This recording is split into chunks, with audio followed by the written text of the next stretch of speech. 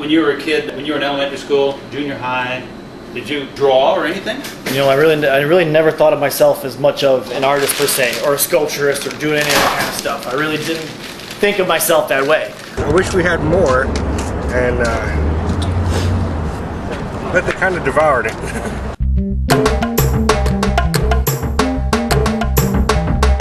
Muy buenos días.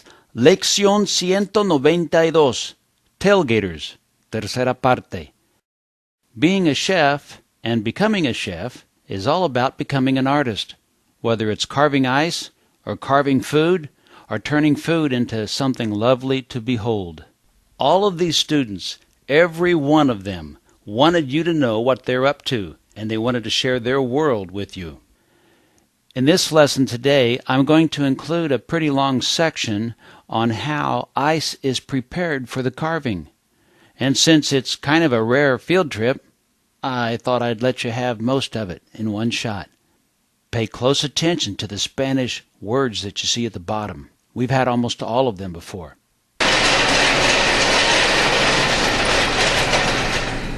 The Chef's Academy is gracious enough to let me keep my ice block making machine here on the premises. So it's actually on wheels, and I've wheeled it in here. It is really a self-contained freezer. It's got a condensing unit and everything underneath it. And in order to make these crystal clear blocks, I can make 2 at a time. It takes about 4 days to get it finished. And I basically have a garbage bag that's open on one side. And we lay this in, because this is really what's going to contain the water. The big tanks that you see here don't really hold water at all. They're on springs, and they open up to help release the ice. So what we do is we take this garbage bag in here. It's a little bit thicker than a normal garbage bag. Está hablando de los bloques. With water. Get this nice, even block. Está preparando el tanque. And once I got the garbage bags in there, I use these stainless steel plates. They help Está keep the garbage bag preparándolo. in place, but they also are going to be what I use to pull the block of ice out. So handles. These will be the handles Para agarrar el bloque. to the Agarrar. ice when I'm From finished. garra. So I will fill Claw. this full of just regular water. I use my garden hose. I pull it right in from our tap on the outside, and I fill this up with water about 1 inch above the little line that you see. Pone mucha agua. Once I have it full of water, I use it. It's a pump. It's really not much different than a regular aquarium pump. Es lo mismo. And, No es And diferente. it pulls the water in and keeps it circulating as it freezes. So it circulates this water. And just like natural water, like in a pond, the impurities won't freeze in that moving water. The water actually will freeze. All the good water will freeze so that it's crystal clear, and all the hard elements, the calcium and extra stuff in the water, will float. And then I use my engine hoist, and I use my lifter bar. It's got the lift Está hablando con on the side nosotros. of it. So I pull that engine hoist in here and lift it right up underneath that plate, those plates. This week we're going to do one for the American Culinary Federation's Indianapolis Chef chapter está meeting, hablando the chef conmigo. meeting. I'm going to do their logo, and we're going to do that, keep it in the freezer, and then when I want to deliver it, Está I take it out of hablando that freezer, I contigo. wrap it up in garbage With bags, and you. I put it in my coffin. It's a transport unit that I've Es filled una with, caja. I've lined with thermal stuff, right? Styrofoam. Chef And está then, explicando I la keep that in caja. there and lock this up nice and tight, and it'll stay in here for 24 hours, just sitting out at room temperature. Really? Oh yeah. Está explicándola. Yeah, I wouldn't, maybe not outside. And Chef, what is the event? What are we doing tomorrow? Videotaping ¿Qué hacemos we're gonna mañana? do the ACF logo. We'll do that logo. It's a little chef's hat and some color. I'm gonna try and put some colored sand in there, and we'll see how we do. Wow. So you may be videoing me making my first mistake. If you can walk around this hoist here, watch your feet there. Ouch. You just said to watch my feet. We have the walk-in freezer for the school. Let me keep my ice blocks in here. We have all the food and frozen meat and stuff for the school as well, and we're a pretty busy place. So we got the fan going over, but this is about 0 or 5 degrees, and I hide you can see there, it's a crystal clear block of ice. Oh, there it is. Aquí está el bloque de hielo. Aquí está el bloque de hielo. So when I pull it out into the ambient air, the room temperature, it'll frost over and it makes it look cloudy. But when it tempers to the ambient air, it'll be crystal clear. You can read newspaper through it. I used to buy some blocks from a local guy. Now I make them myself. Chef ya no compra el hielo. Compra, buys. Ya no compra el hielo. So even when I get done harvesting, This is the one you just brought in. yeah. So you want to temper it when it goes out into the hot air, but you want to temper it when it comes back into the cold air too. It'll crack it. What does tempered mean? Tempered means to slowly come up to the perfect temperature. If it's 80 degrees outside and minus 10 in here, that's a 90-degree difference, and it'll crack just like an ice cube in your drink. Despacio, no rápido. Gently move it through the temperature differences. So this one you can see,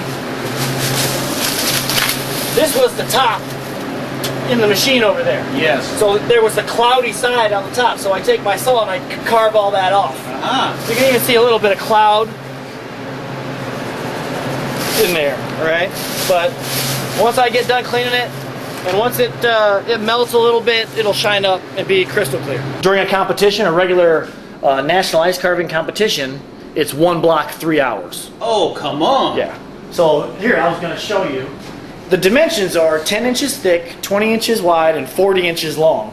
And you can carve like buffet pieces or just one block sculptures that are fully contained within those dimensions.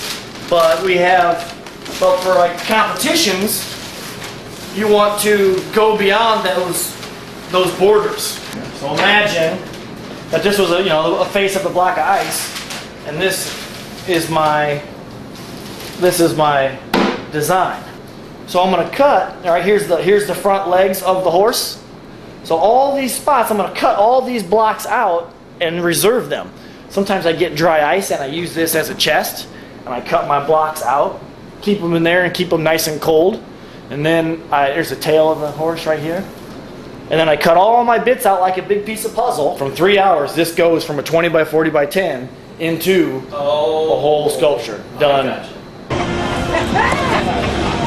Signs right there. Oh, I see. I got to learn to read these signs. It's where you get the ground allspice from. Baked beans. Homemade baked beans. Homemade baked Everything beans. homemade. Everything is homemade. Elk chili. Every year at the track. I wish we had more, and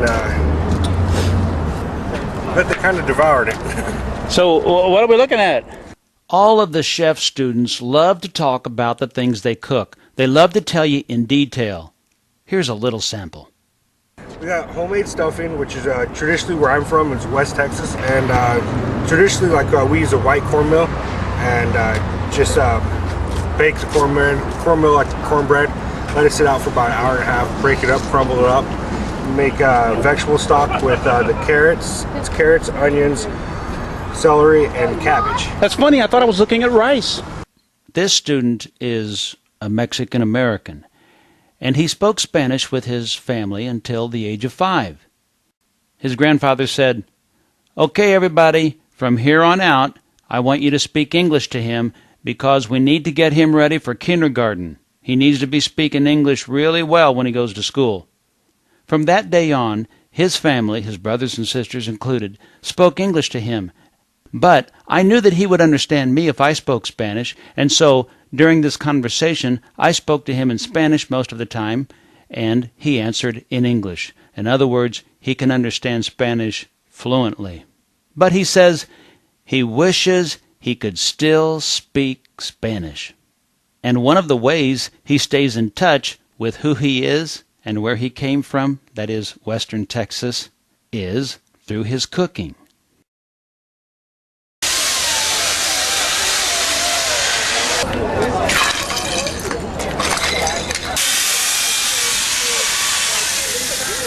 Quita, removes, takes off.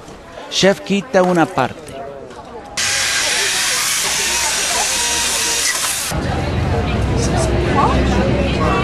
I'll sit on that. This is a yellow butter cake cake that we made from scratch with a simple buttercream icing that we decorated with the Colts decorations, and we made it all from scratch in a Dutch oven. A Dutch oven? What's somebody's going to want to know what a Dutch oven is. In other words, somebody please tell me what this is about. Dutch oven is a cast iron skillet that we put coals on, and we cooked it over the coals until it was done. These students were so happy when they found out that they were the third place winners. They put their cake up against some pretty rough competition. Steaks and fish and barbecue ribs.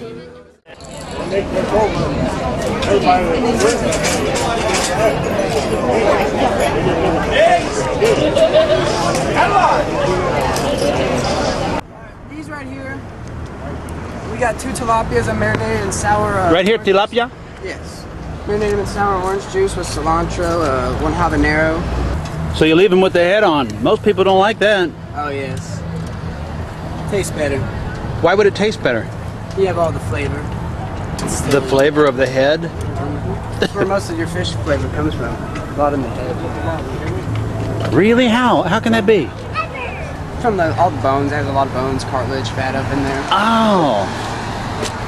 What do you got over there? I did little tortillas. I made guacamole, tomatillo salsa. I did a baby pineapple and a red jalapeno salsa, and then a tomato cucumber with lemon vinaigrette on top of it. And these are, you say these are tacos or? Yes. Yeah, okay. Hey, thanks for letting us in on this. Oh, no problem. Thank you very much, sir. Celery and cabbage. That's funny. I thought I was looking at rice. Nope. And then after you do your vegetable stock, you do that for about 2 hours.